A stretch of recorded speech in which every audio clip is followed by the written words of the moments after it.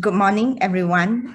Thanks for attending this, our monthly talk on that give us a glimpse into the coming months in terms of the energy, in terms of the geopolitical, and also the financial outlook, which is done with careful analysis from PC and I that will help you to also give you a better outlook that to help you to make a better investment decision. So the theme for November is actually alliances that we will have in the future that was set, which sets the future in November 2022. That could be an alliance that's happening that could set the future of the world as well. This is the talk agenda for today, which is go through the introduction, some disclaimer, and also we will do some recap of last month's forecast or prediction, and then the coming months element energy. Actually, this should be November, okay, and then the month November's geopolitical and financial situation from BC's research, and we will also finally it will end with a summary as usual. The disclaimer for this talk will be the content is purely just based on our study on the global trend related to 5 elements in Chinese astrology, where we will use the 5 elements to predict the economy, as each of these elements will represent the industries itself. And it is for you to use as a guideline in your investment decision. If you would like to know more about what does the 5 elements, those wood, fire, earth, metal, and water represent, I have a YouTube video on that. So you can always go and take a look. And the next one is that we always advise our friends here that always exercise caution in investment, especially in these few years. We are in a very volatile situation. So do your own research. Know what you are investing in. And we are not able to give any stock advice, but we might tell you that which sector will be a better choice for you to invest. Okay. This is a recap of what happens in October and what I have predicted also in October, where we have a metal here, and also the dog, or actually each of these animal sign here hidden inside is actually earth element. What happened is that the year pillar will counter the month, and it continues to be a challenging month. As you can see that the inflation still continue, and the climate is start to change to very extreme as well. There are some places that we have extreme cold, sub-freezing in east to west of US, okay? And most European countries also reported as highest inflation since 30 to 40 years. And also, I talk about, if you check last month, I talk about confusion by some leaders. For example, Liz Truss has finally decided to resign. I think it's too much for her to take up the current ailing England's or Britain's economy. And also, in terms of stagnant, I talk about stagnation as well. Some of the US MNC already start to freeze headcount, and maybe there's some US company also reported losses, like Amazon. I think they reported losses, right, PC? I haven't checked on the latest, but what I managed to see this morning was Microsoft and Google actually plummeted in the after, as soon as they reported their results. So that is because of the strong US dollar is hurting MNCs, because a substantial portion of their business are overseas, And due to the forex discrepancy, when you have weak foreign currencies exchange to lesser US dollar, it will actually impact the MNCs. So you are quite correct in a sense that Facebook already stopped recruitment, okay, and many others so-called IT companies as well. I think what comes next then will be the property sector and also the mortgage and banking sector, which will see layoff because the housing sector is really doing quite badly in the US. Yeah, because of the stagnation, this is actually the hexagram here represent heaven, and the broken lines here, the tree here, earth. So they are not united. That's why it's confusion and also stagnation, the freezing of the head count. So it also aligns with what is happening around the world today. So another interesting thing is that I also decided to study Liz Truss. How come she becomes Liz Truss? How come she become from Liz Truss to Liz Truss here? So I also have decided to study her in details, and I find that it's very interesting. You can also check my YouTube channel, and it will be in my next week or the week after next release on her, and why, you know, she acted the way, why she introduced those policy. Some people claims that it's quite elusive, but after understanding her, reading her charts, astrology chart better, it is not. It's actually all already written in her astrology chart. Very interesting. So I hope that those who tune in or those that, you know, watch this video can check the upcoming video about her. This is what I have for my audience. Okay.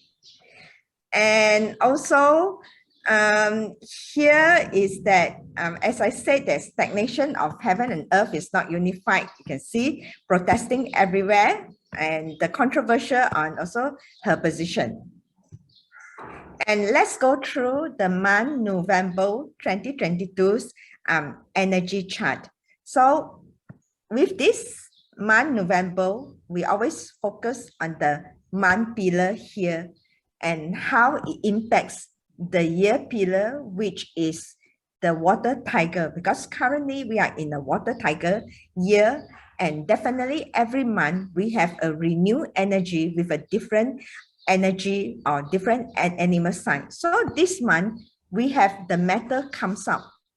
Okay, if you remember the natal chart of this year, which is the arrival of spring, I talked about it in my earlier talk. They don't have metal, means that no output. And this year, finally, there's some metal that, you know, comes up even from last month onwards, but it's not very useful because still the energy is not strong enough. Therefore, it does not really give very much impact in terms of the metal or in terms of the output for the economy here. So we are already in month November, which is actually a peak month. Chinese astrology will divide the year into animal sign. They will also divide the months into the 12 animal signs, starting from the February, which is the arrival of spring, which is tiger, and then you can count rabbit and all this month by month. Until now in November, we are already in a water peak month, and next month we will be in the red month. Okay, so in December we will be in the red month. Next month is in November still. So the month pillar is actually creating the year pillar. It could be a slightly better month, we shall see. And this month also set the season into the winter. And as I stated earlier, because of the coldness, there is no fire around this chart. Now, even the month pillar that comes in, there's no fire. So metal and water, you can see water all over. So metal and water is a very cold element itself. So this is how we look at, you know, how the season could be very cold. And then since there is a metal coming up, so the precious metals such as gold and silver will receive some attention in November month. I think this is in line with Pisces study as well. So PC will go through that later on. And then the dominant energy is still water, the logistic, and the tourism could also fare quite well this month because of the travel. This is peak itself is also a travel star. And the financial system will continue to evolve because water element this year represent financial system, the banking system. And will continue to evolve with government setting rules as well in this in this narration. So because of what the last month's energy, it will continue till this month, and you can see that the changes are slowly coming in. Yeah, Evelyn, I want to add that as a precursor to the severe winter, the price of orange juice just shot up to record higher because of the certain places that produce oranges is experiencing frostbite. So there's a lot of damaged crop, and that's why orange juice, just a day ago, I saw that it has gone up to a new record high. And where the water or tourism is concerned, I think what we are seeing, we are going to see in the winter months is a migration of a lot of people from Europe into Southeast Asia, especially because of the severe winter. When you are paying fees of thousands high of electricity, energy. You're paying so much for energy, might as well you move to Southeast Asia and stay there for about 2 to 3 months to escape the winter. When energy cost is, let's say, it is estimated that the energy cost could be, for families in UK, could rise as high as £4,000 per household this year. So, it makes better sense that if they move to Southeast Asia for just 2 or 3 months to escape the winter, then it might be more cost effective in a way, because it's warm here. So that could see a influx of tourists into Southeast Asia, the way if we want to correlate it. And normally influx of tourists from Europe to Southeast Asia is also during the winter months, but this time may see even more. Okay, so the count will increase definitely. It's abnormal increase, because normally maybe you can see trend, trend maybe like this, but this time you can see up like this, right? Yeah.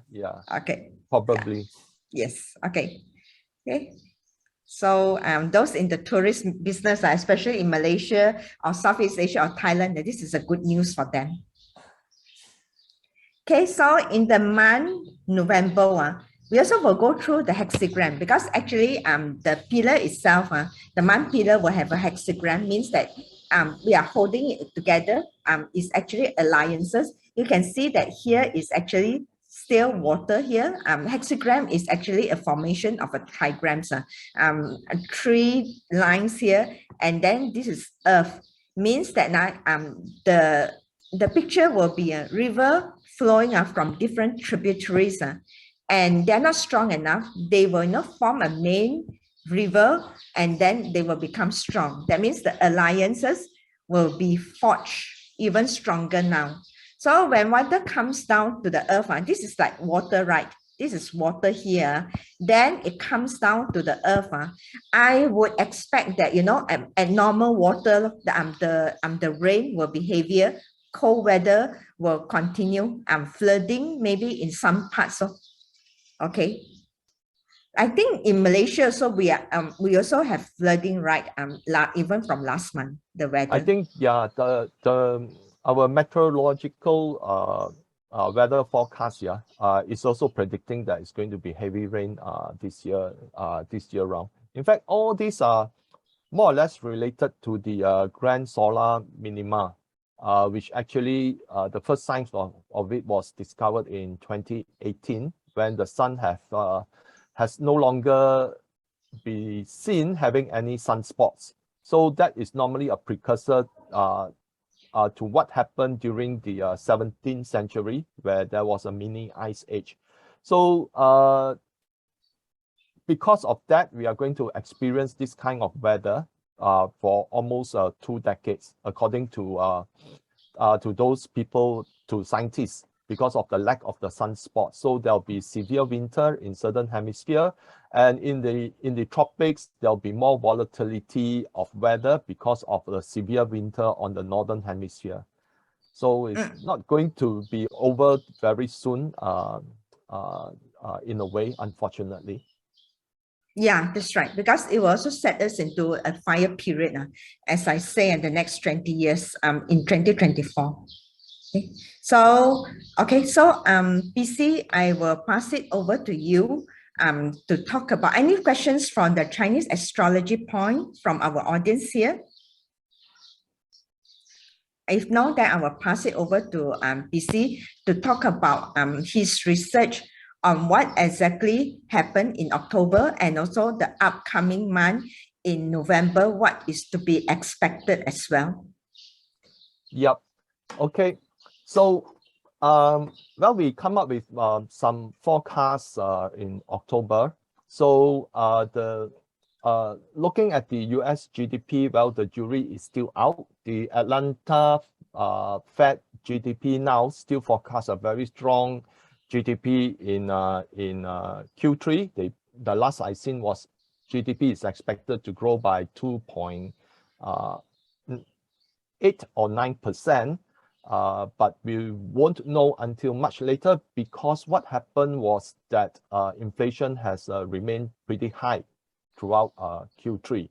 And even though if the Q3, well, I mentioned that Q3 has a potential to go into negative, but if let's say it does go into positive, then I don't think it will be a very strong positive, because in Q1, Atlanta Fed GDP now forecast that GDP would grow 1.6%, but then it actually fell, I think eventually negative 1.5%. So there's sure to be some variances.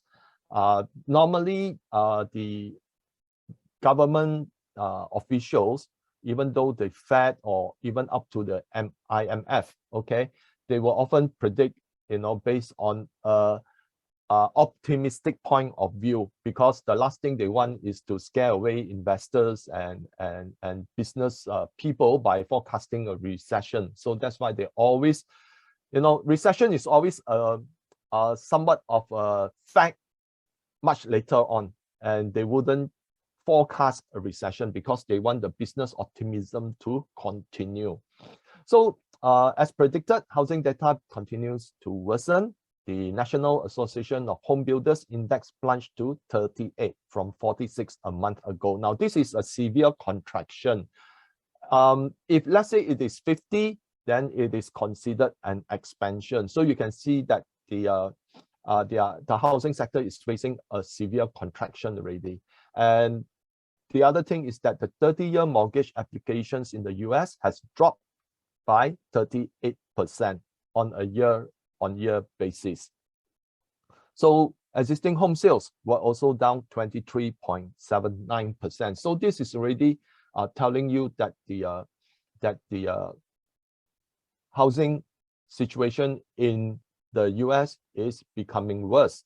Now, just as a comparison, the last housing crisis in the US in 2007, 2008, interest rate reached a peak of 6.21% in December of 2006. And then subsequently, 2007 and 2008, we have the housing crisis, which blown up to become a global financial crisis. Now, the 30-year mortgage just a few days ago is at 7.34%, much higher than during the 2006 peak. And on top of that, housing, the price of homes in the US on the average has expanded 40% higher from 2006 peak. So that is why we have more people carrying on debt and paying much higher interest. And in conjunction with that, we also have higher inflation. So it is an accumulation of all the years of money printing by all the central banks, especially the Fed, which has seen its total assets expanded 10 times since the global financial crisis. Okay, back then the Federal Reserve balance sheet or total assets was at 860 billion or so. Today, it's 8.7 trillion. So that's expanded 10 times. And that is why we are seeing the inflation now. Okay. And then we forecast a few months ago that there's going to be mass demonstration across Europe. And it's already happening. And there's rapid deindustrialization, industrialization in Germany. Volkswagen is moving to US, while BASF is moving to China. So China's market rebounded in Q3. GDP registered a 3.9% gain year on year. And the rapid hike in interest rates by Fed is draining US liquidity from the market. Just to go back to China again, I think we forecast that China would actually concentrate on its infrastructure development, as well as encouraging tech startups, development of new technology and all those. So that will actually offset the weaker areas in terms of the fixed investment, which is into housing as well as retail sales. Yeah. So rapid hike in Fed interest rate is draining US dollar liquidity from the market. Janet Yellen voiced her concern on the illiquid treasury market. So in fact, Yellen has mentioned about this a few times. And just this morning, I received I saw a YouTube video stating that they are considering having a new agency that has the license to actually provide liquidity for the treasury market. So it's like, in order to solve one problem, you create another new agency. So it is really showing that there is a lot of structural issues with the global financial system. And the other thing is that the Fed sent more than 20 billion to the Swiss National Bank.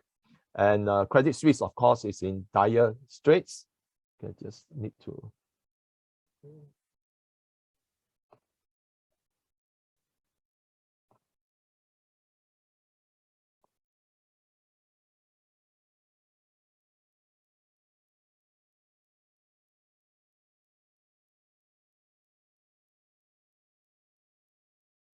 You still see my screen? I accidentally pressed a button just now.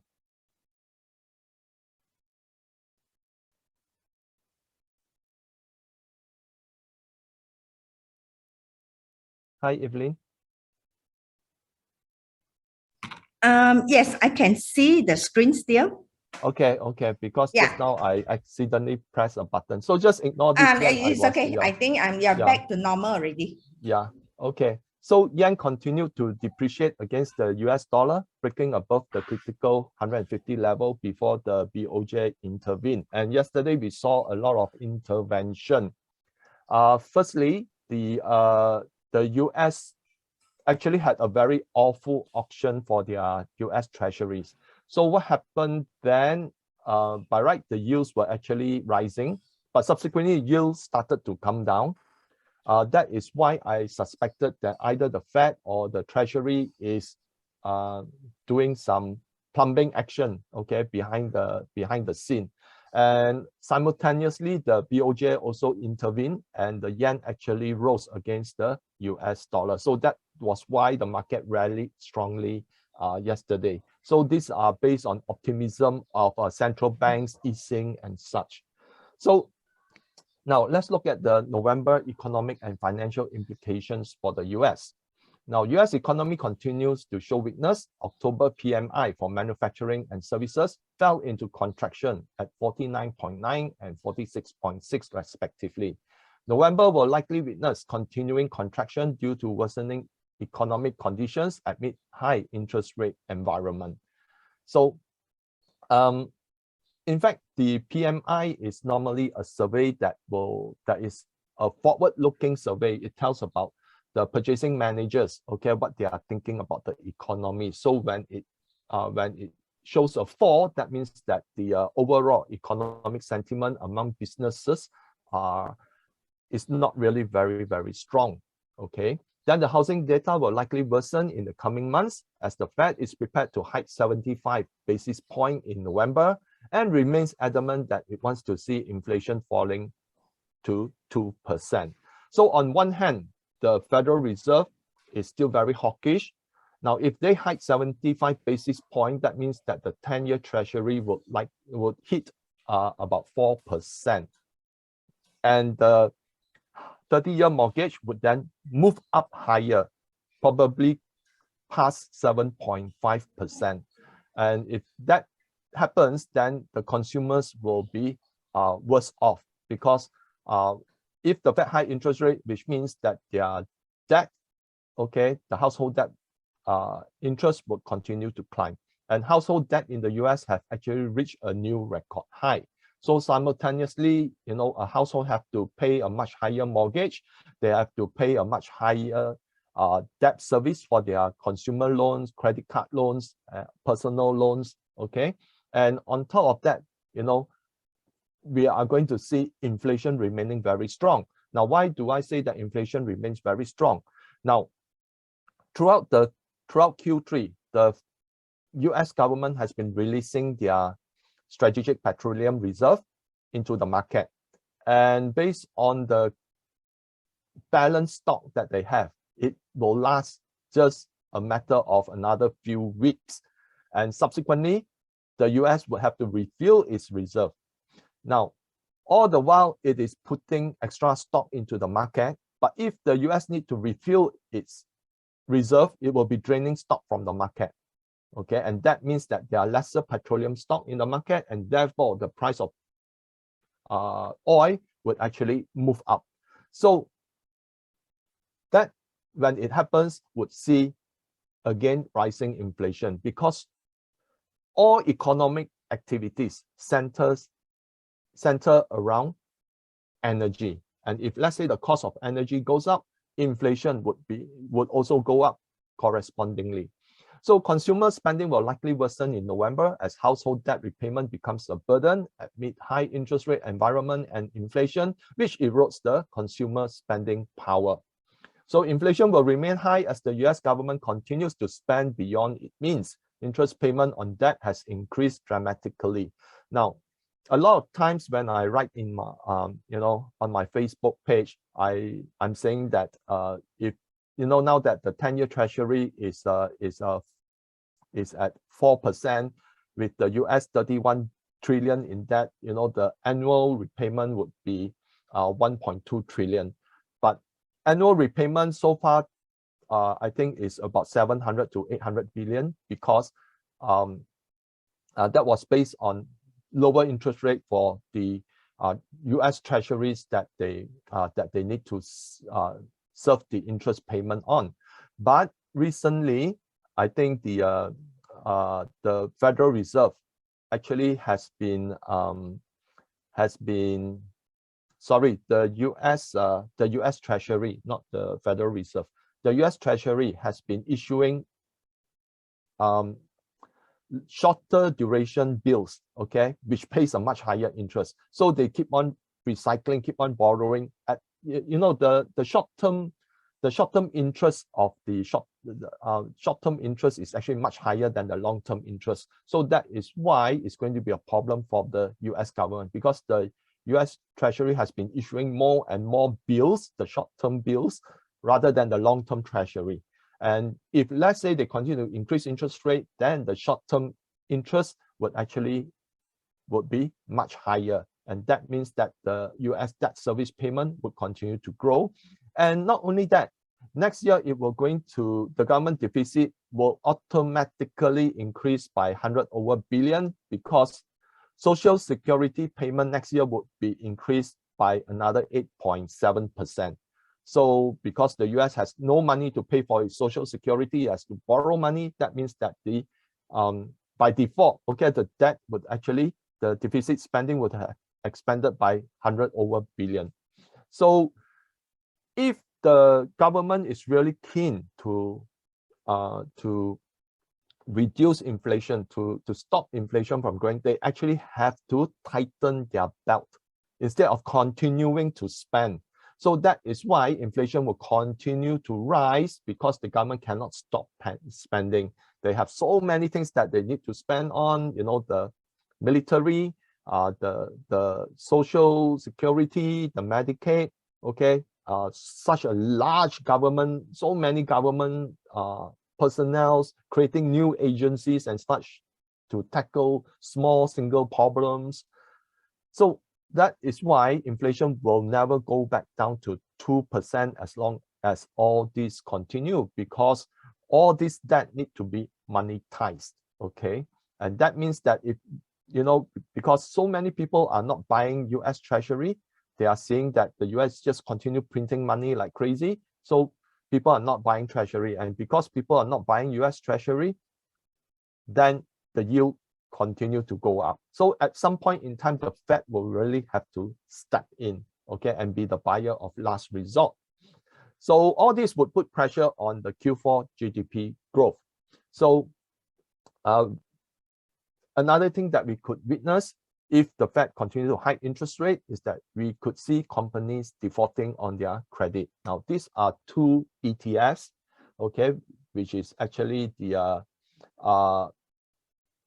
iShares investment grade corporate bond ETF. You can see that now this ETF invests in corporate bonds. You can see that its price right now has fallen far below the 2020 pandemic scare, okay?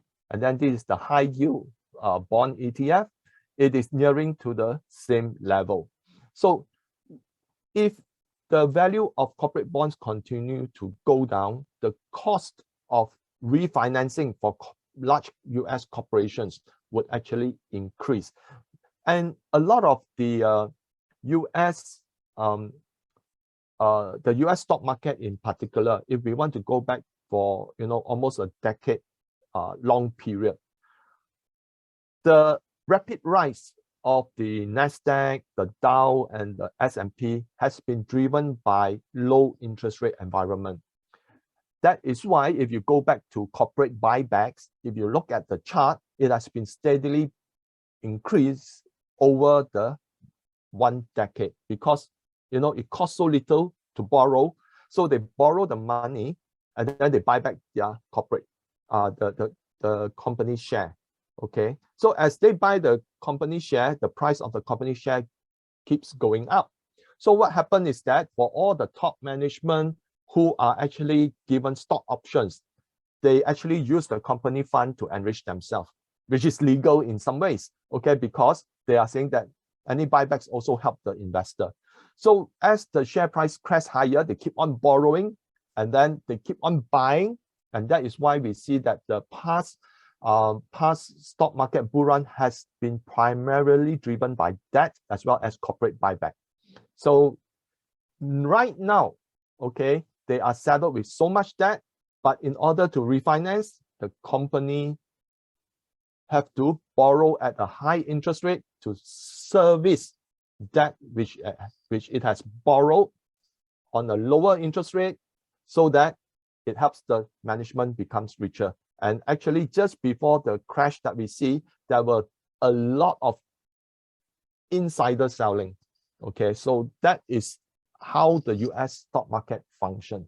Okay, so you can say that the US can always voice about transparency and good governance, okay, but then the Federal Reserve are able to trade stocks based on their knowledge of what is going to happen, and the people in Congress can also enact bill, but they are not forbidden to trade. So they also trade, okay, based on what they are going to, what bills that they are going to enact. So it's really a lot of shenanigans, okay, when it comes to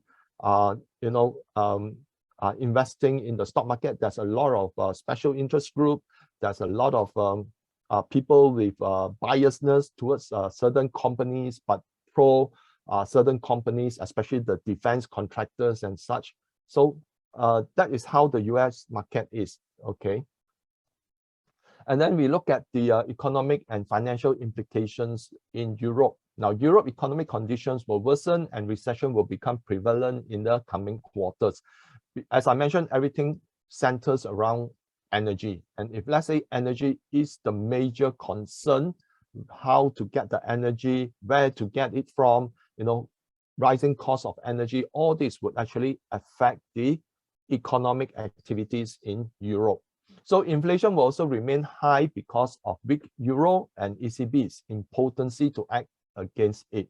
So inflation hit 9.9% in September, up from 9.1% in August. And I think inflation in Europe will likely hit the double digit.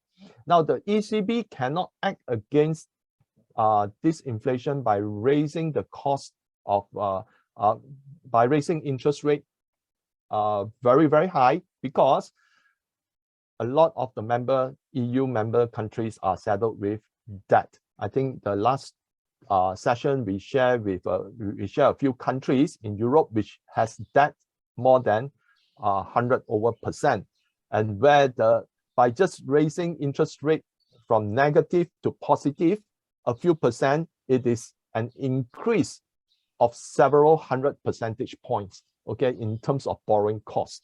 So that is why the ECB is very reluctant to act. They will always use narrative, okay.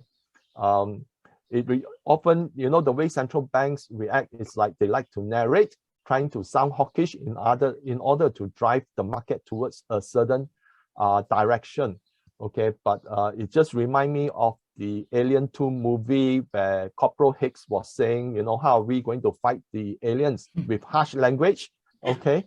So you can talk a lot about it, but underlying, people would want to see what you do and not what you say, okay.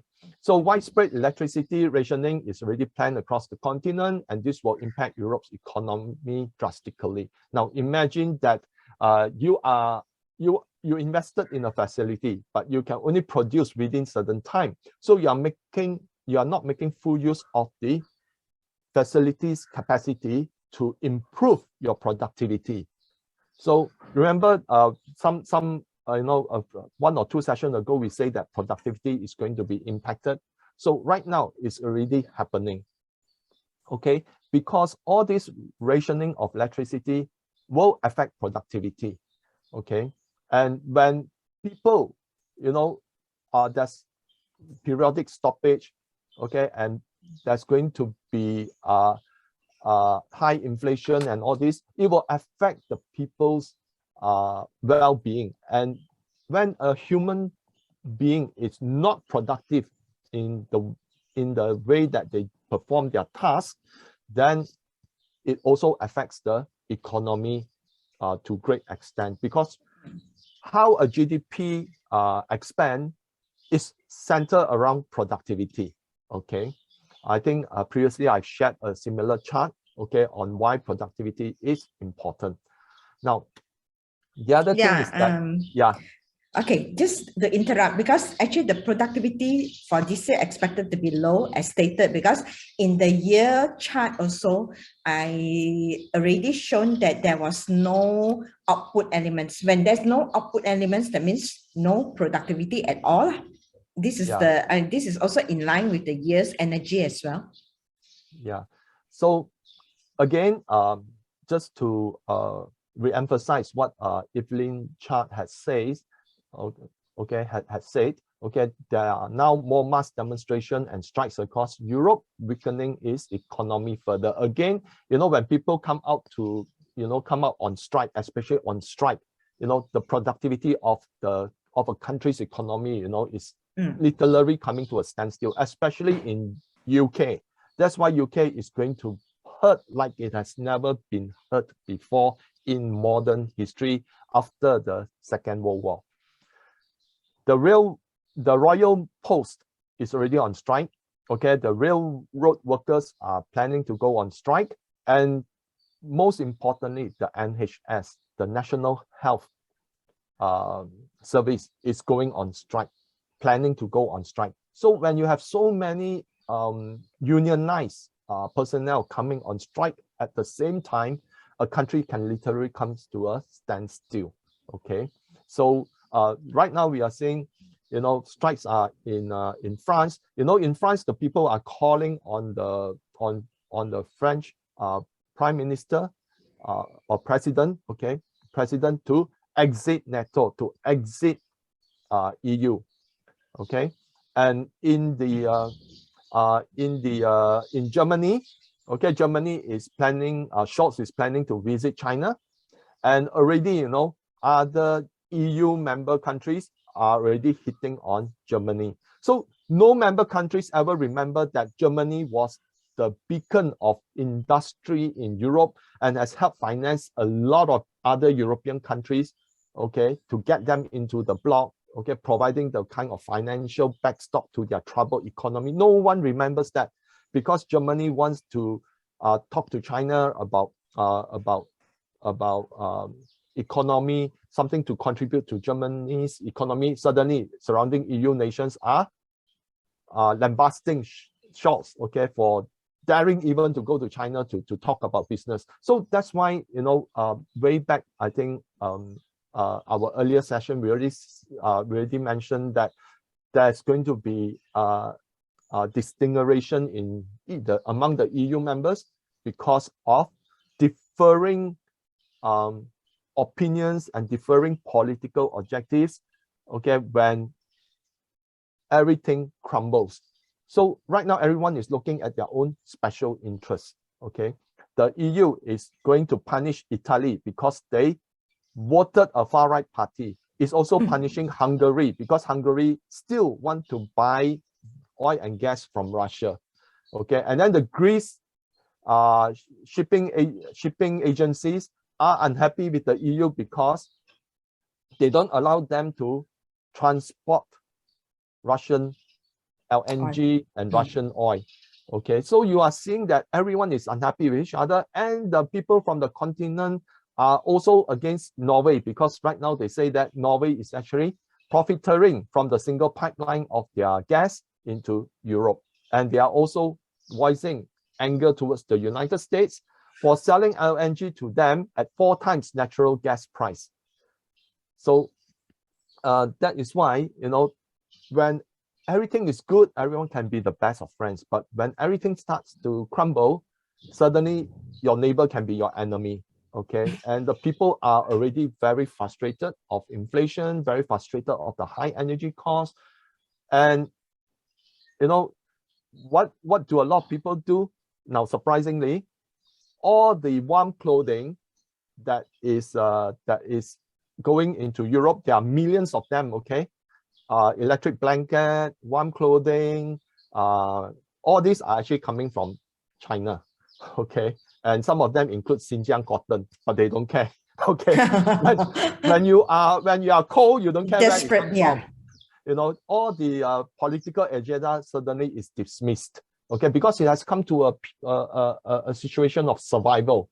Okay, now another thing which could because the whole thing is, the more the people are against the government and against the objective of the government. Now, just to sidetrack a bit, a lot of the, you know, you see a lot of young people becoming prime ministers around in the EU. Okay, 30-something person without years of experience in you know, managing a country. Suddenly they are elevated to prime ministers and so forth. They are very inexperienced. Now, all these people are actually disciples of the what they call the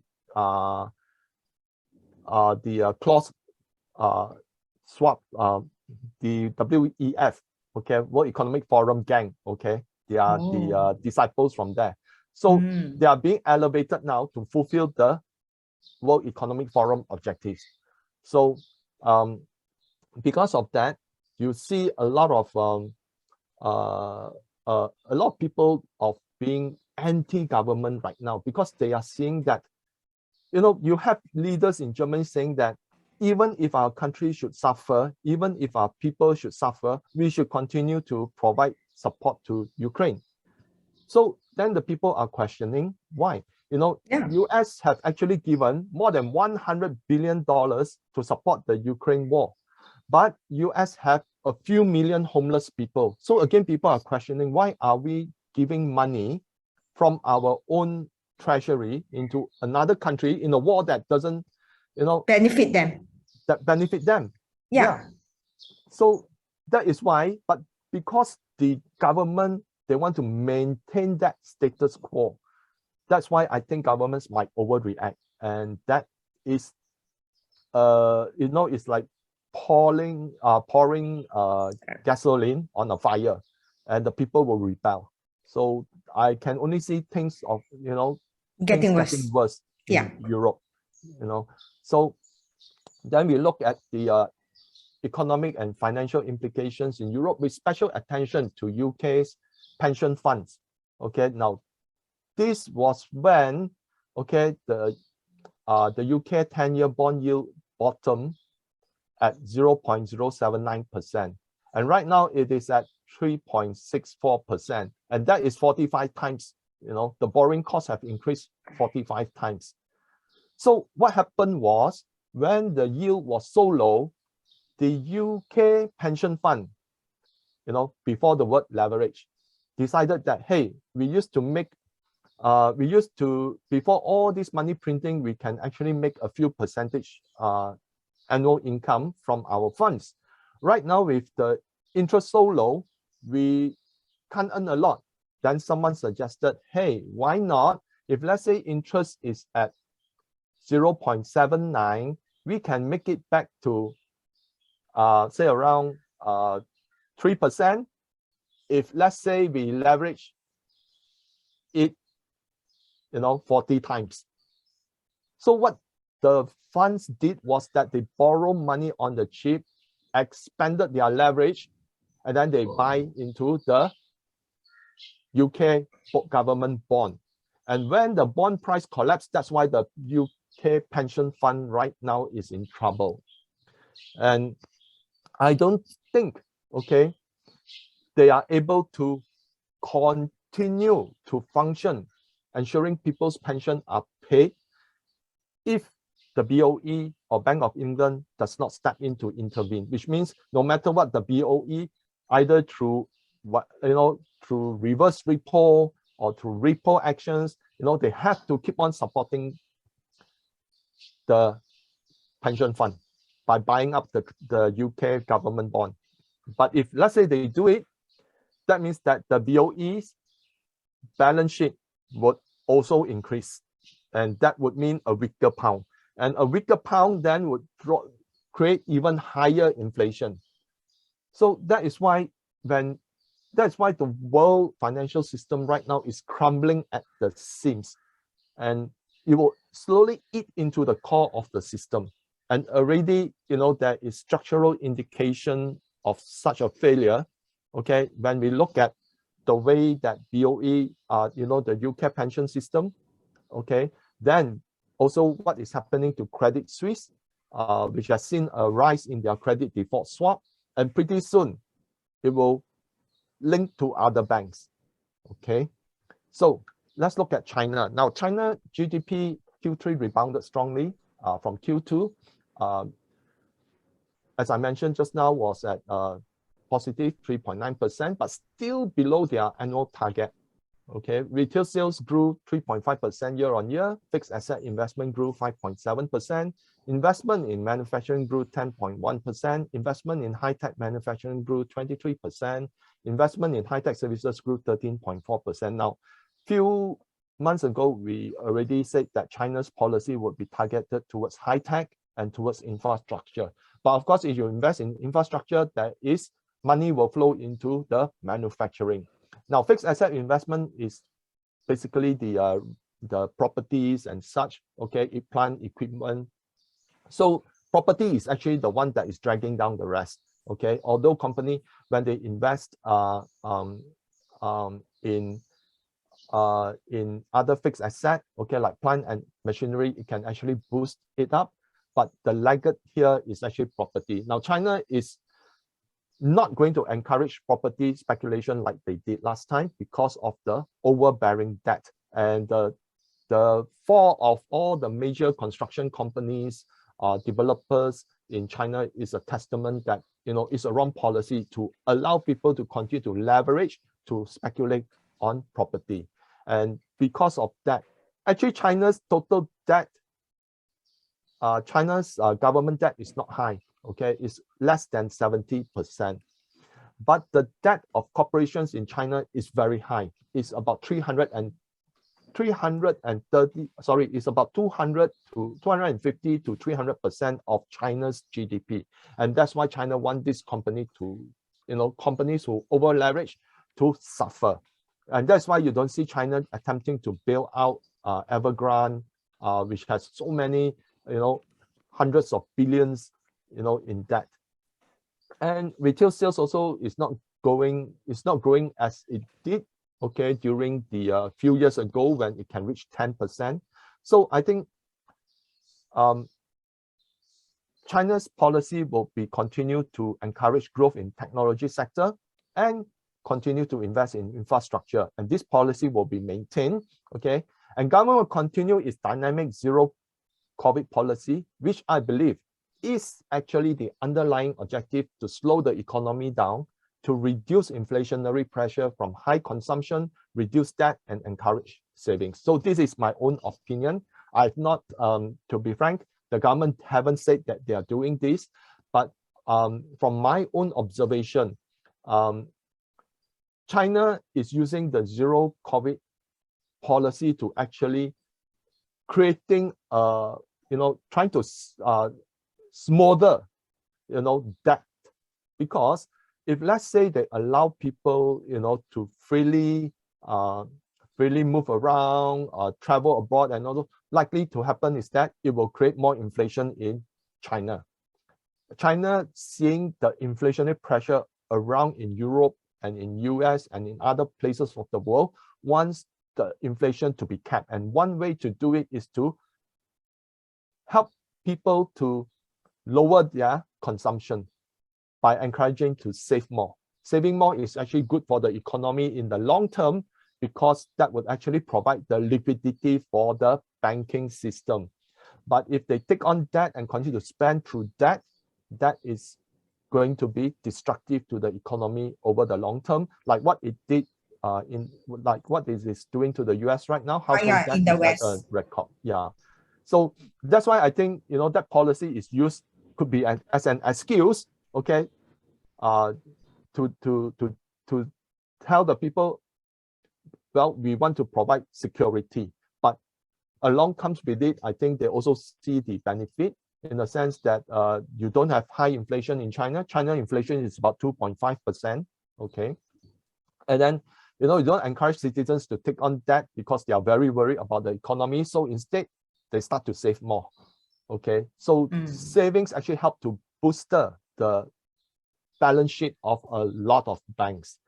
And I think China will no longer assist in rescuing the global economy like it did in 2008 and 2009 by launching a 4 trillion stimulus. So this time around, China is not going to do anything because you can say that technically China is at war with the US, okay? That is because, all the policies that the US is doing is to impede on China's growth because the US do not want to lose its position as a global hegemony, okay? So in that sense, China will manage its economy at its own pace and will disregard whatever people want to say about it, and such.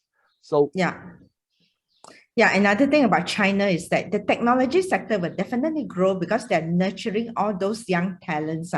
And also, actually, there's a lot of talents and brain drain to the US. Those China graduates, when they graduate from the University of Beijing, 90% of them they'll go to US to study and they will migrate and stay there. And now China is encouraging those people to come back to China and contribute to the country, and very high chance that this group of people will come back and contribute, to the research and the development of the microchips, which is held by US. And all the brilliant scientists now actually in US, if you look at they are of China nationals. So what will happen if those talents goes back to China? You can imagine that China will grow leaps and bounds in technology. Yeah, just to share, I think a few months ago there was the Maths Olympiad, they call it. Team USA actually beat Team China. So, but then US didn't say anything about it because the entire team from Team USA is actually Chinese students, okay, studying in US.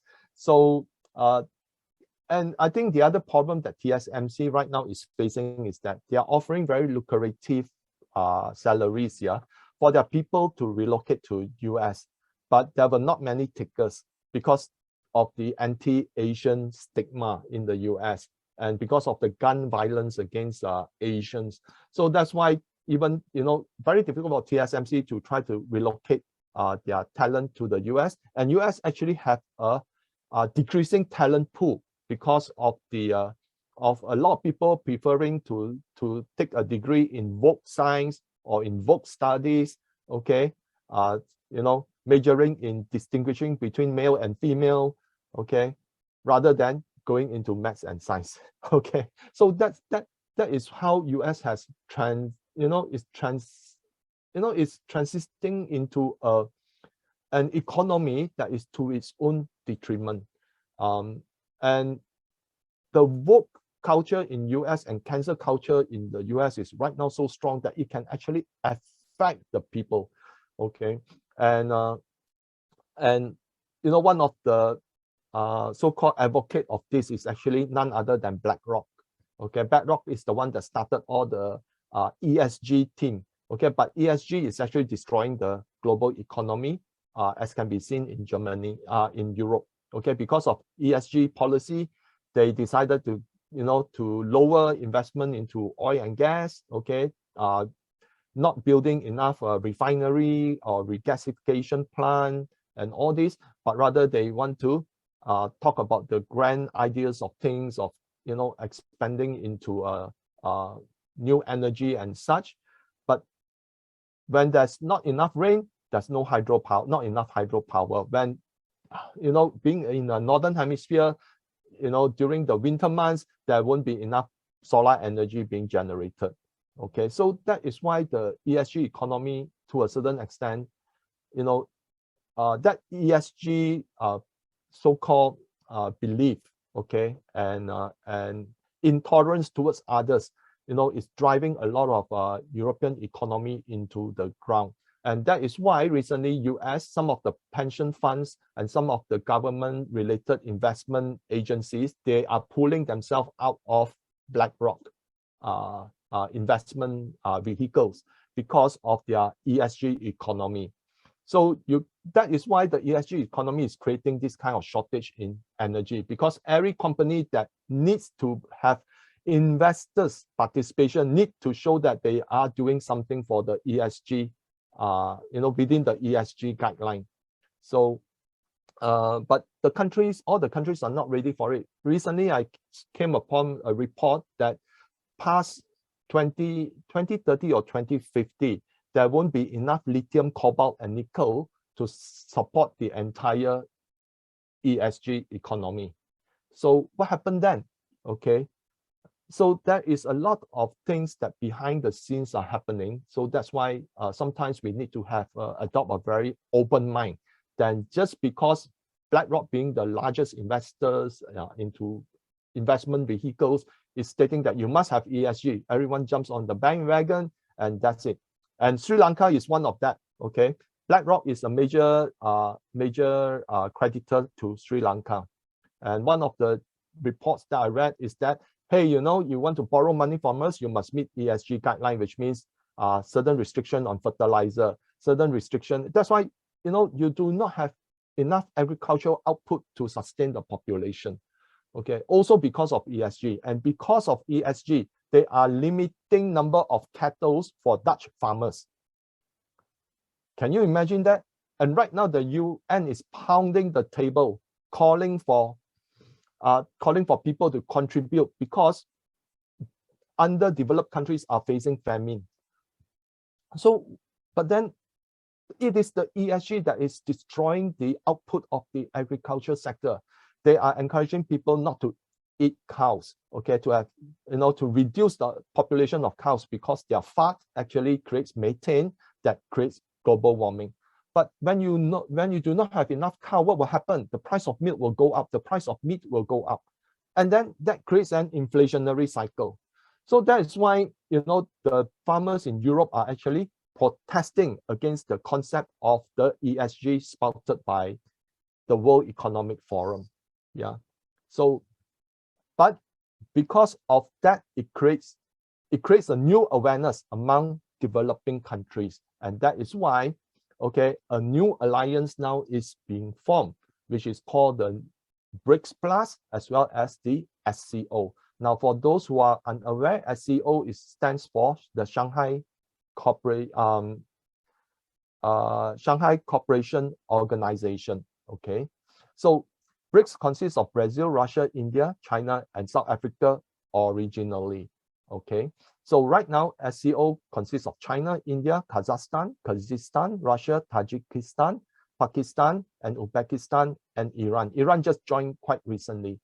Now, the other thing is Afghanistan, Belarus, Mongolia are observer states, while Armenia, Azerbaijan, Cambodia, Nepal, Sri Lanka, and Turkey are dialogue partners. So right now, Turkey is pronounced as Turkey because they do not want the country to be related to the Christmas bird.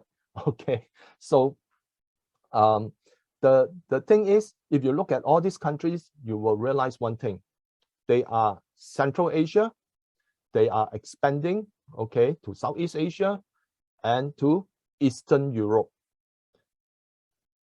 Now, way back, I think during towards the end of the 19th century, there was one geopolitical analyst who says that he who commands the Eurasian island rules the world, okay? And because that is where you have the highest concentration of population, vast expanse of land, and you can say unlimited resources to a certain extent, okay? So that is why you can see this so-called island, the Eurasian island, is being linked either through the EAEU, the East Asian, the Eurasian Economic Union, or the BRI, the Belt and Road Initiative, and the SCO, and to a certain extent, a number of BRICS countries within it. And of course, because it has this centerpiece of the Eurasian island, it is able to extend its foothold, okay, into Africa and into Latin America.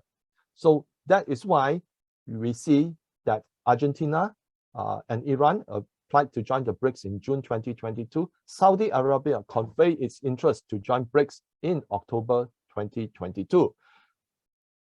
Okay, this one should be, as I mentioned, yeah, Turkey. So Turkey and Egypt were reported to be interested to join BRICS Plus. So you can see that from this island is, it's expanding its influence into Middle East, into Africa, and to Latin America. Now, what have all these three regions have in common? They have tremendous amount of resources. And that is why, okay, it is building up, this group of people, this group of nations, so that it cannot be that the so-called international rules and order is set by the G7, consisting of about, less than 15% of global population. So the so-called international rules-based order is our rules and you listen to our order.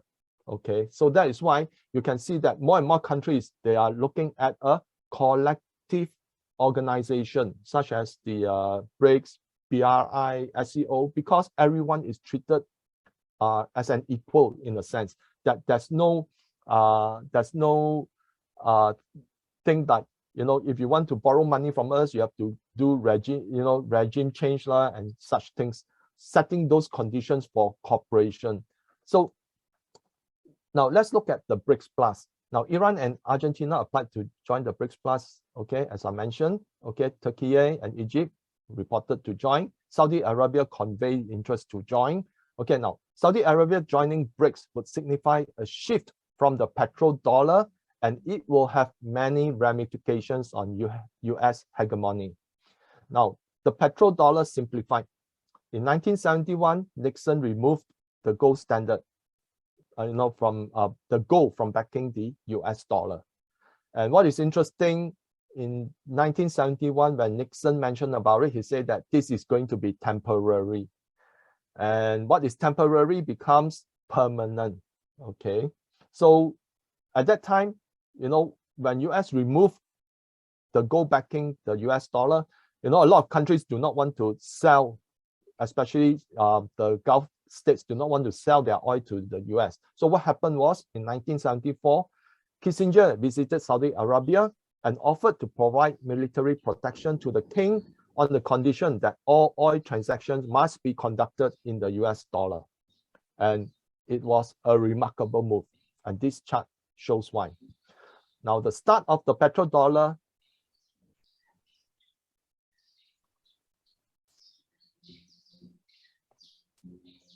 has allowed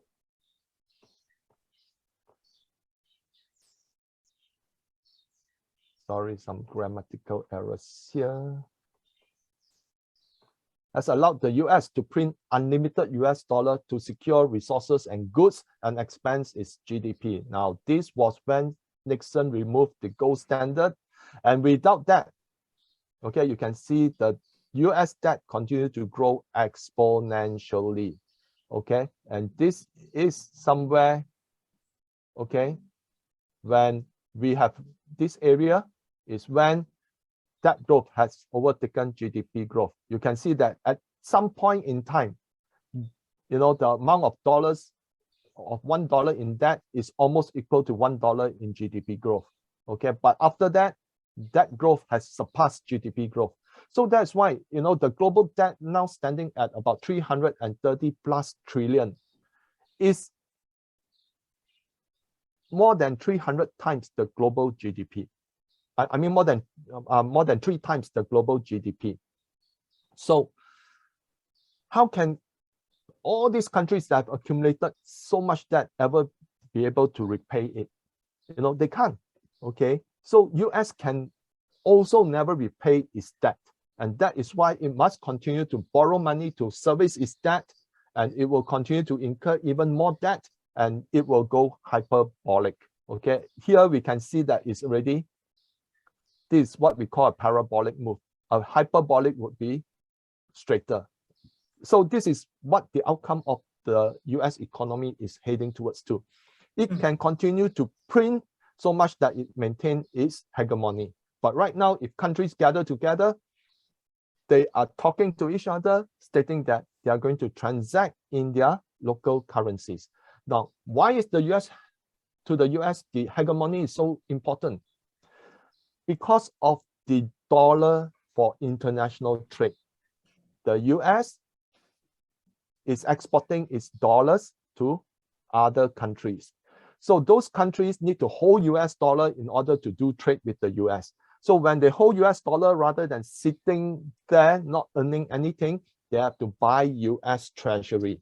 So that at least the amount of dollars that they hold using US Treasury, they are able to incur some income via the interest.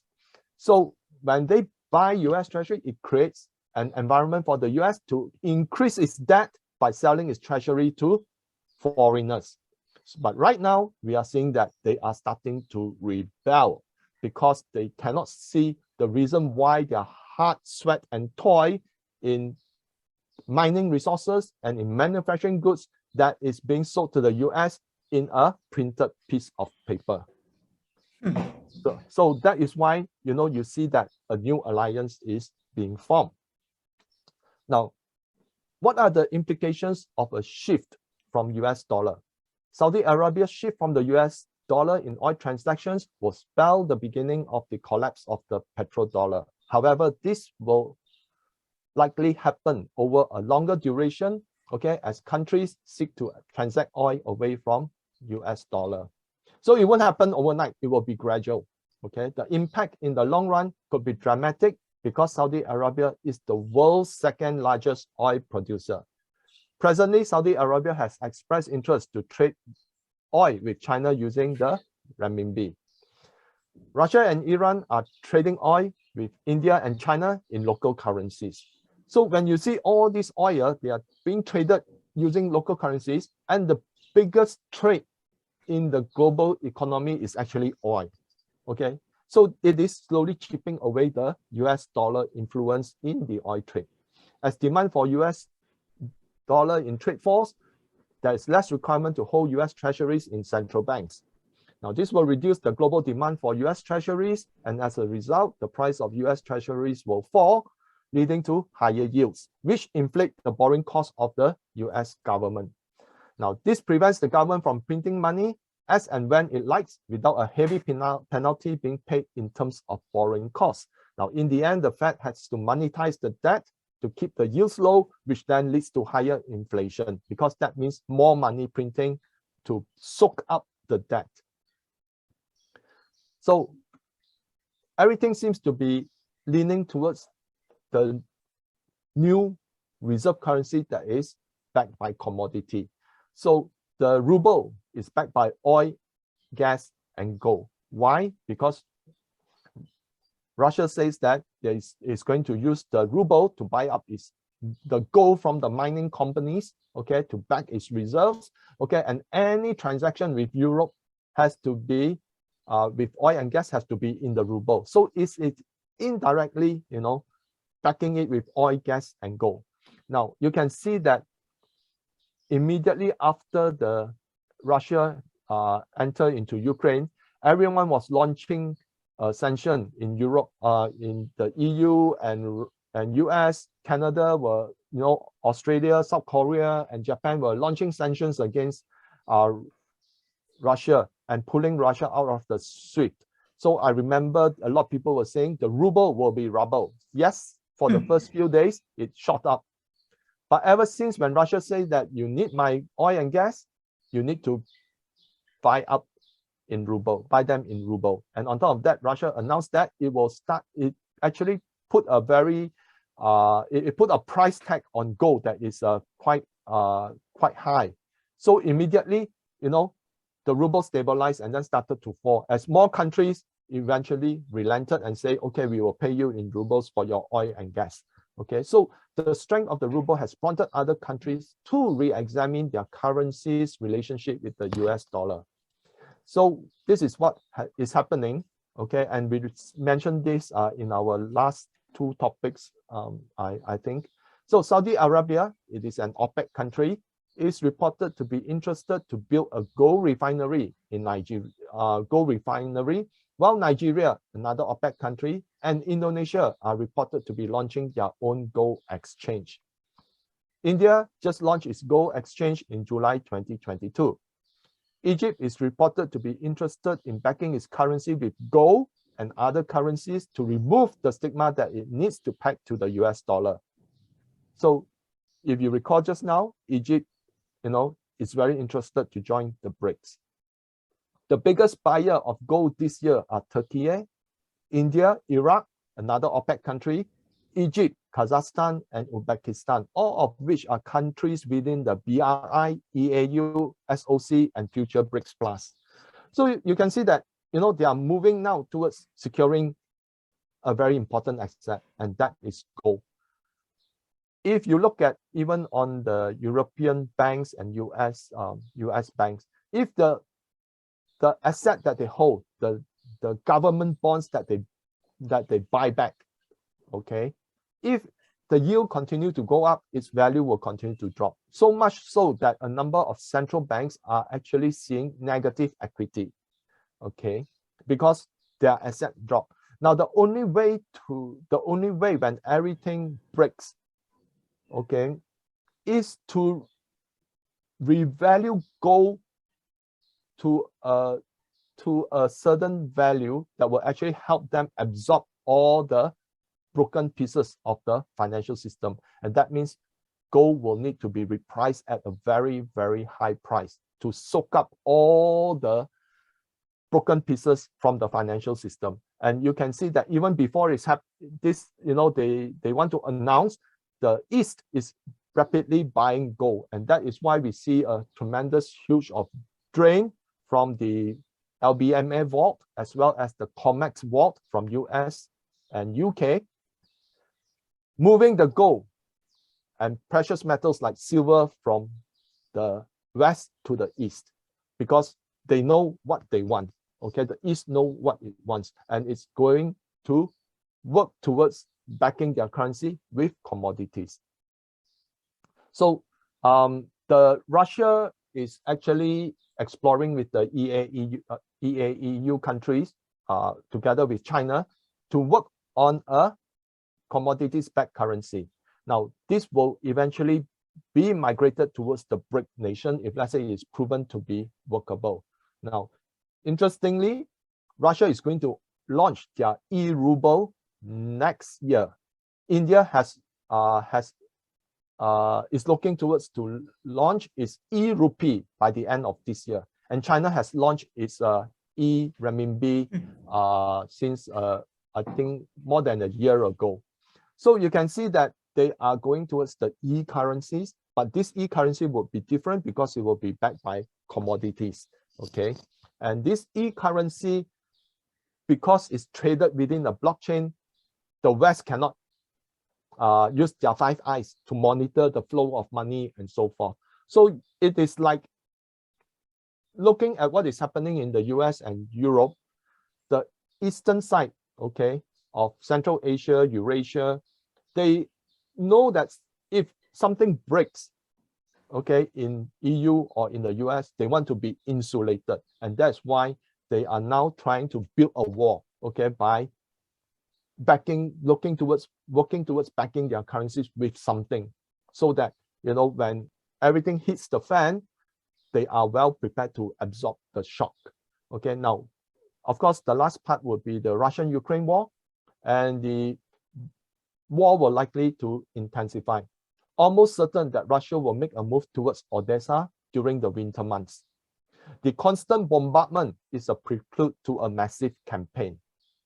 This is what military strategists has often stressed. Okay, so Russia is attacking Ukraine's infrastructure, especially their electricity, because without electricity you cannot communicate, you cannot manufacture. Okay, you cannot use your radar system to detect enemy aircraft and so forth. So the heavy bombardment is really a prelude to a massive campaign, and Russia just this month, or I think it was early this month, they activated 300,000 reservists. Okay, so more Russian troops amassed in Belarus, and US 101st Airborne Division is miles away from the Romania-Ukraine border. Now the big question is, NATO may be desperate enough to move against Russia. Why? Because if Russia takes Odessa, Russia will be able to link the entire eastern, southern, and western Ukraine to Transnistria, which actually sits at the border of Moldova and Romania. So Transnistria is actually a majority Russian-speaking population, and if they create that link bridge, okay, in the middle where Odessa sits, that means that it will be able to connect the entire Russian-speaking region of Ukraine together. And that would mean that Ukraine will be landlocked. If Ukraine is landlocked, Ukraine will not have access to the Black Sea. So if that happens, then Ukraine will be a broken country, because there's no way it can export its goods. Its economy is also broken, because the entire eastern and southern part of Ukraine is where the heavy industry is.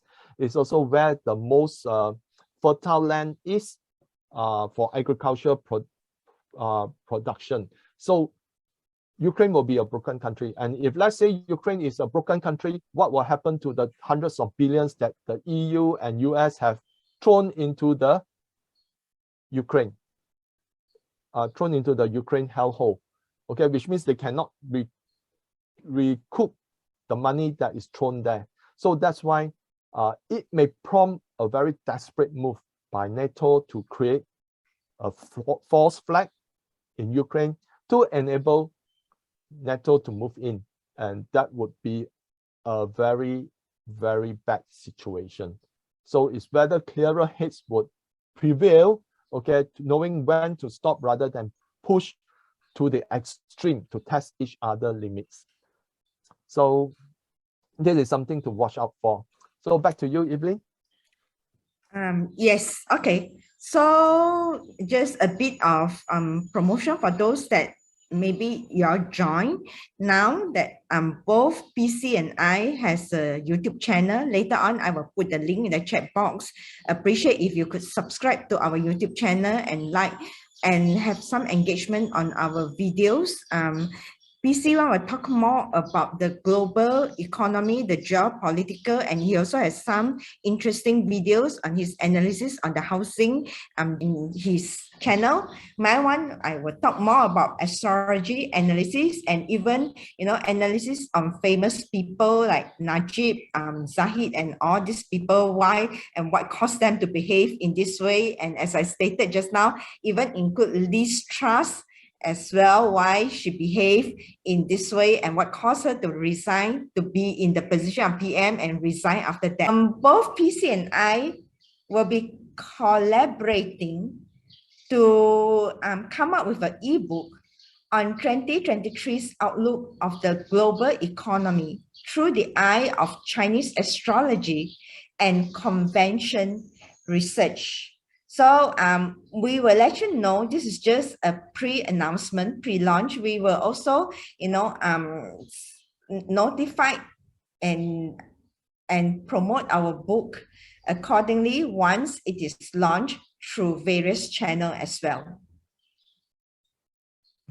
So, and here I also have some readings for you all, using astrology to understand, your birth chart related to investment and financial matters.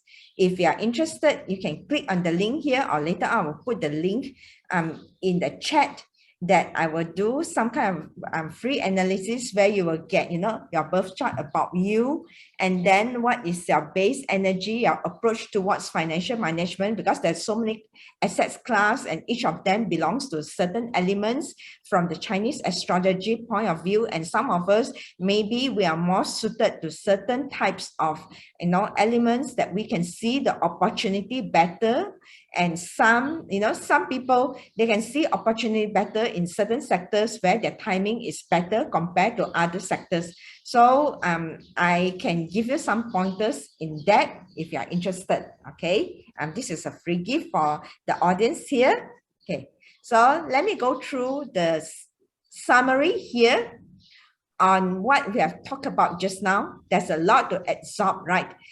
We can see that the nation is forming alliances, as BC has stated on the BRICS, and then severe winter expected to continue, and the world unrest is also expected to continue as well. So maybe BC, over to you on your summary. Yeah. So I think today's session is pretty heavy. I think both Evelyn and I, we try to come up with topics that that you won't normally hear in our local channels, and things which will actually spark some thoughts. Okay, that what you see sometimes is not could be just on the surface. Yeah.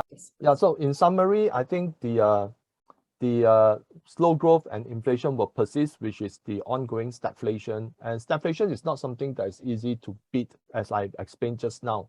Okay, you need to reduce spending, government need to reduce spending, need to increase interest rate, but that will harm the economy.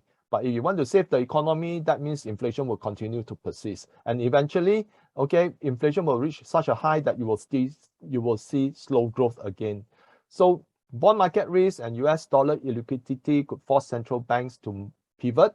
Okay, I think that the central banks might act, because we are already starting to see them acting on the market yesterday. So mass strike and demonstrations will continue. Government may overreact and create even more anger among the population, and then the new alliance forming will be expanding in terms of BRICS and SCO, and war in Ukraine will intensify in the winter. So these are the things that you can look at to keep abreast of in order to gauge where your investment direction is. Okay. Okay. So yeah, so we'd like to know that if there's any question, let me just stop sharing here. Any questions from the floor? That we will, this one, let me just drop a few links that just now I've shared with you, the YouTube channel link, and also the free live energy reading if you are interested. If there's no question, shall we call it a day? Oh, okay, there's Okay. one from Ivan Tan. Do you think that the current situation will turn into a Great Depression like 1920s? Okay, let me just take the question first. Okay, so it's predicted that from inflation, we will go to stagflation from the energy, and then to economic downturn, and finally to economic meltdown with these few years, because in the 1920s also is a transition of energy. Okay, because every 20 years we will have a transition of the energies, and this time also we are transiting into a new energy as well, if you follow my earlier talks. So likely it will vary from the astrology point of view. Yes, it will very much, like 90% of chance it will happen. Okay, I say 90, not 80-20. Almost 90-95% that it will happen, because the trend is pointing towards that direction already. Okay. I would say that it will mirror close to the 1920s, except you will also add in the 1970s. Okay, so it is like a hyperinflationary depression. Okay, doesn't sound too good, but I think it's all because of all the poor policies of allowing debt to run amok with the financial system, and all the malinvestment. As I mentioned that, corporations borrow a lot of debt, but very little is used to improve productivity. Very little is used for investment into real assets like plant, machinery, education, okay, expanding the productivity. It's all being used to buy back shares to enrich themselves. So all this would actually going to be very, very bad for the economy in the long run. It is like, well, the central banks might panic, they will pivot, okay, then they will start printing more money again, and then what we have is hyperinflation. Okay, the higher inflation goes, like Evelyn say, it will at some point in time it will become stagflation, and then the whole cycle repeats itself until such time that they wake up and they say that, okay, we need to really reassess what we need to do. And that is why now what happened in the 1920s was it didn't end just like that. It ended with a world war. So that is how things play out. And I think that we are also afraid of a world war as well. Actually, there's several indications there will be war also from the energy that we are looking at. So it's actually, we are in a very risky situation, and I hope that the war will never happen, at least, with some awareness and some prediction that is being done. Yeah. So that's why that is why the last depression in the started in 1929, the meltdown of the stock market. It took about 20 plus years before the Dow recovered back to its peak just before the depression. So that is how bad it can be. But I think that even right now, things could hasten rather fast, because last time when you want to place an order, you need to dial up to the broker, then you place the order, the broker need to go to the pit and get the deal done. Okay, but right now everything is digital, so it's like everything that we see is going to be compressed.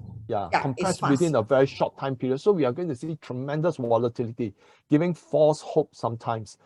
But at some point in 1932,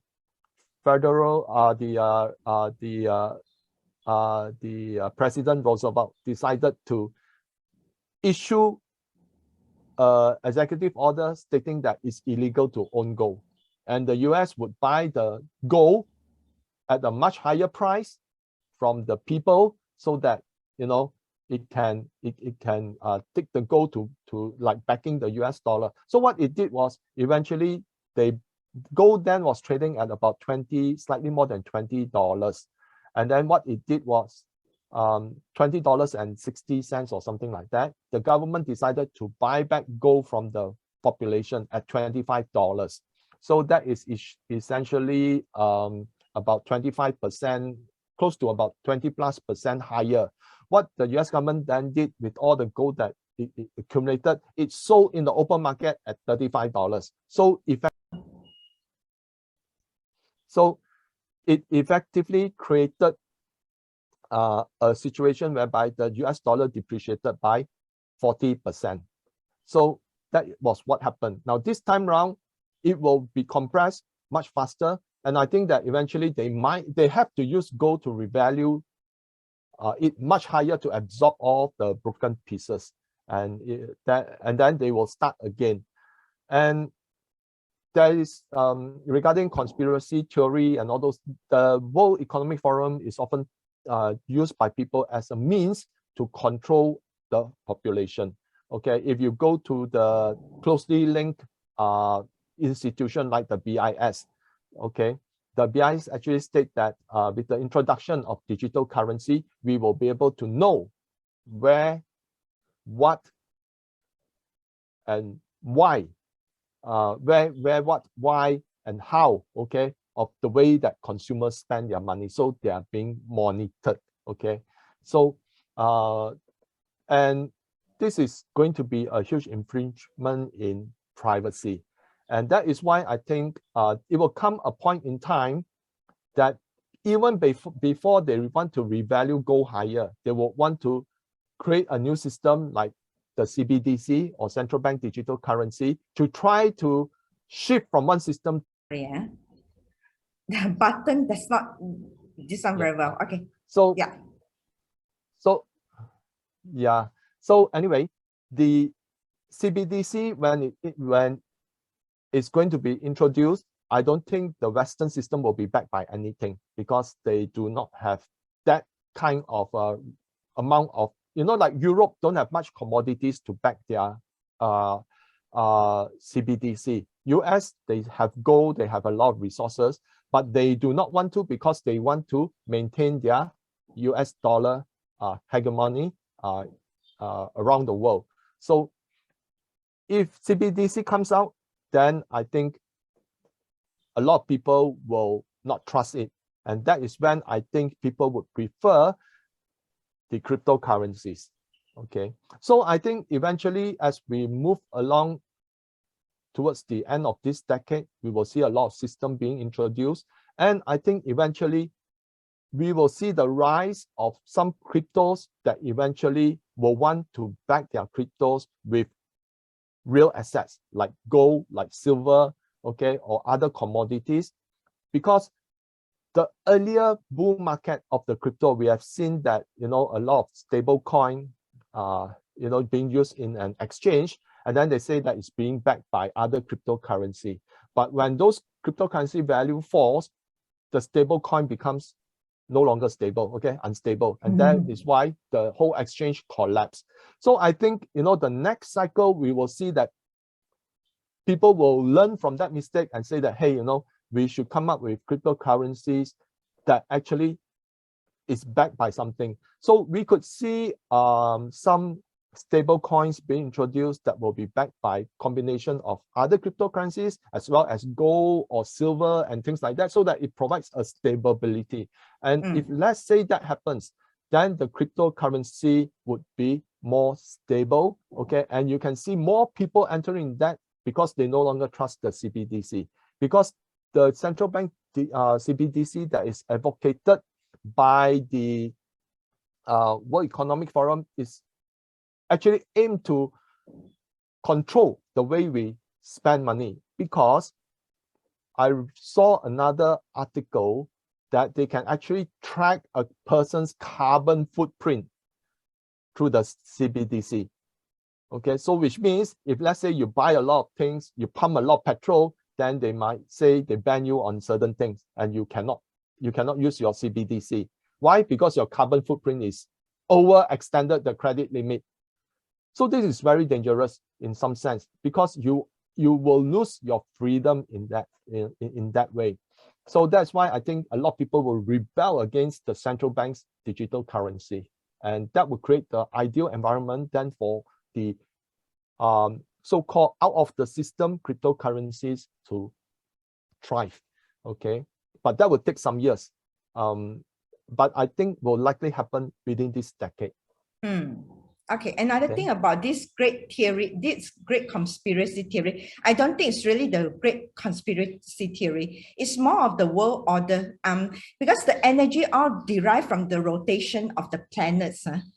Even Chinese astrology is actually just calculating the energy from the rotation of those 5 elements, the 5 elements representing the planets, and they are all rotating in the cycles. So every 20 years, there will be a new cycle, except that this time, the cycle will be even worse because there's a change of the governing 5 elements. From earth to fire is a very drastic change. Therefore, everything changes very fast. And also another thing is also predicted that a lot of businesses will be gone. That means those are in business. Your competitors, if you are better prepared than your competitors, you will be better off, because slowly your competitors will be naturally wiped out in that sense. Okay, so this is what it is. And this time, because it's a fire period, fire is very fast. So unlike the war, like last time, maybe it will last for many years, for a few years, or some like over 10 years. This time, I think the war will be compressed. If there is one, hopefully there is no. So it will be compressed, and maybe after a few years, maybe after that 3 to 4 years, maybe after 2026 or 2027, I think the world will be a much better place, a more peaceful. It will go into a growth period. I wouldn't say that fire period is still volatile, but I wouldn't say that it will be like a downturn. It will go through a growth period after that. Yeah, I think to a certain extent, that is why I believe that the BRICS country have some objectives in mind. One is that they want to insulate themselves when the economy collapse. And the other thing is that, at least I believe that's what Russia and China plans are about, that they want to bring down the US economy and bring down the US dollar hegemony so that they can avert a war. Because if, let's say, the US have lost its means to finance itself, people trust in the US dollar has evaporated, then the US wouldn't be able to raise the kind of money to wage war. Okay, but if we go back into the thousands of years history of the Thucydides trap, almost where there's only one occasion, okay, when a dominating world power is able to allow a second dominating world power to ascend without fighting a war, and that was when the transition from the British pound to the US dollar as a reserve currency. But in other periods of this kind of transition, it has always ended with war. Okay, if we go back to the time between the ascension of the pound as the world reserve currency, that was the Spanish and British war. Okay, then even that time, okay, there was also war between France and Britain. Okay, and if we go further than that, there was a war between Dutch. The Dutch guild was then the reserve currency. There was war between the Dutch and the Portuguese. Okay, so all this actually, every cycle always end in war when there's one transition. The only peaceful transition that happened was the transition from British pound to US dollar. So whether what comes next may not be a transition from US dollar to Russian ruble, or It or will to be to crypto. China, Most but it will be a group of reserve currency like the BRICS currency or something like that. So sometimes people say that when US launched the sanction, I think in late February or in March, I wrote on my Facebook that what if the US dollar intention is not to destroy Russia, but to destroy Europe? Because the euro is the next largest reserve currency next to the US dollar. So what if it was the whole thing was engineered to create war with Russia so that Europe is down? And that means that another competing power is down against the US. So we do not know all this kind of thing, but we can only see trends, and hopefully, we often want to hope for the better. And when central banks pivot, Ivan's question, whether I see another melt up, it's already, because the market has been in bear market for so many months here. Everyone is high on hopium, and when any news, okay, that there's some pivot and all those, everyone rush into it, and it creates a short squeeze on those stocks that are the most shorted, and that will actually push the index higher. So yes, the stock market can go up, but it will go up to a certain extent when people trust. If they continue to do it's so, not sustainable. and hyperinflate, yes. It's just like what happened in Venezuela, in Zimbabwe. The stock market all ended higher, but whether anyone wants to invest anymore because the destruction of the currency due to inflation. Now that's another issue altogether. Yeah, that's right. And also, I would like to say here, it's not to scare anyone, that the last 2 years with the bull run of the stock market and all this, it's just a mirage. It just creates a false millionaire. Okay, so whether the millionaire can sustain or not, this is also another question from the energy standpoint of view. And then concerning about, there's one question about cryptocurrency next year. Okay, next year, from just a calculation, actually, I also did it's not that me, but I sort of look at some of my teachers also. They did a calculation on the cryptocurrencies based on their birth chart also. We use the birth chart energy also of crypto, of Bitcoin. Chances that Bitcoin will also rise. It seems that Bitcoin will go into a rise next year. That is what is predicted lah. So this is just what I can tell you lah, from the astrology prediction standpoint lah. Okay, and then Ethereum might be not next year, but it will be later on, maybe another next 2 years. Yeah, I think there are three points that is in people's mind. I think of course Bitcoin is being the first kid on the block. A lot of people have vested interest in it. And just to share with you, Russia now also allow people to buy its oil through Bitcoin. Okay, that was one article that I read about it. Okay, the other thing about Ethereum is that it has its applications appeal, and it's also the first NFT, mover. Okay. NFT and also blockchains of NFT. Now the other one is actually where a lot of people think is actually XRP, which is the Ripple. Okay, where it's going to be there's a lot of speculation that it's going to be Ripple will eventually be bought over by the central banks. Okay, because they will need that platform to run their CBDCs. That was the speculation all about lah. And if let's say they need to buy over Ripple, then Ripple would need to be a very good price to absorb the entire amount of ripples that are in the world.